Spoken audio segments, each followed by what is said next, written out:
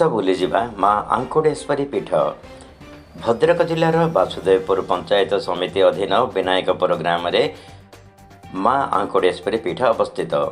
लोकमुखर शुणा जाए जे माँ सात भौणी परी चारि पाखरे अच्छी। लोकमुखर कथा और किंवदंती को आधार कले ठाकुराणी माँ द्वापर जुगर स्थान में विराजित। बेनु राजा राजत्व काल में ख्रीष्टपूर्व 5562 वर्षर ऊर्ध्व।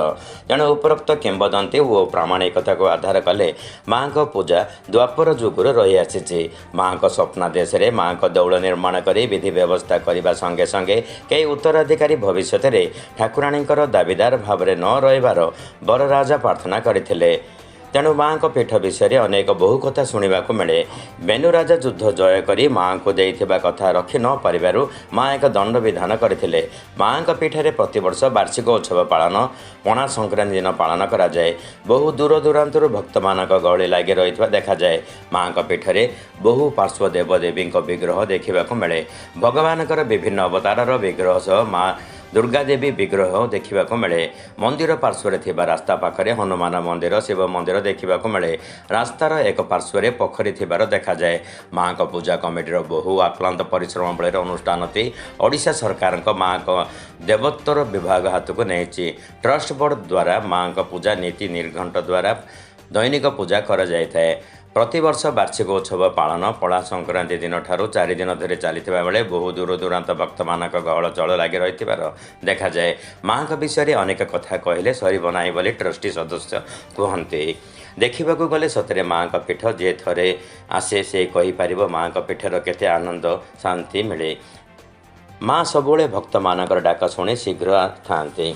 तेणु माँ डाकुआ ठाकुराणी बोली माँ पीठ को आसी जड़े भक्त कहते।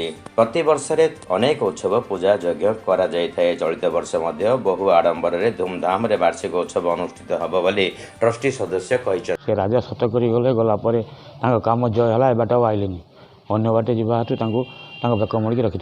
तेणु माँ प्रत्यक्ष देवी बोली सारा निर्वाचन मंडली लोक जानी माँ बहुत प्रत्यक्ष देवी। बालेश्वर कलिकता ओडिशा ब्रह्मपुर फरमपुर साड़ू भी लोक आसती। बहुत माने पूजा यात्रा पोर दिन आरंभ हम 3 दिन निशांट पाणीहंट मासंट संक्रांति संक्रांति प्रत्येक यात्रा गोटे बहुत लोक समागम होती। लक्ष लक्ष लोक हमें माँ द्वापर जुगे ये पूजा पाते।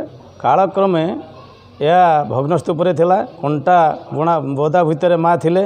ग्रामवासी मानक स्वप्न दोष हबारु सोमवारी बारिक सेठी कंटा बोदा कड़ा जावापर माँकर मूर्ति बाहरिला। महिषा मर्दिनी रूप 10 भुजा रूप माँ से बाहर। ग्रामवासी माने प्रथमे चाल छपर घर करी एटी पूजा अर्चना करते। परवर्ती समय रथदास नामक जड़े व्यक्ति सी मंदिर निर्माण कले। मंदिर शेष पर्यंत से निर्माण करें नथिले। ग्रामवासी मानक साहाय्य ये मंदिरटी पूर्णांग होता आज को प्राय 200 वर्ष तले। अरे माँ आविर्भाव आम भी से जानू मिनिमम 3 पीढ़ीर माँ आंकुड़ेश्वरी आउ तांकर अलौकिक शक्ति विषय में जहाँ कि जानी अच्छी आपण को कहूँ। माँ बहुत अलौकिक शक्ति। माँ प्रिय भक्त थे बेनु राजा बोली जड़े से माँ प्रतिदिन सेवा करती। माँ दर्शन करके एठू जाती। माँ गोटे माँ को से मनस्कामना करी माँ मु तुमर ये जिनसटा मोर जय कर दिंतु मु आपण को मोर मस्तक दे पड़े जी एमती सर्तरे माँ आशीर्वाद सी जययुक्त करते करला फल से मैंने माँ आदेश को अवमानना करने जो माँ सामना न देकी बाहर बाटे जाऊे।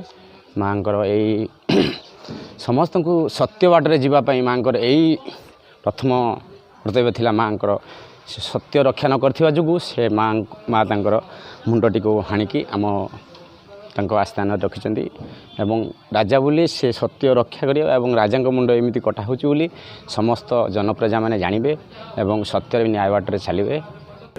भद्रकरू सुब्रत बेहरा रिपोर्ट मानवाधिकार न्यूज इंडिया।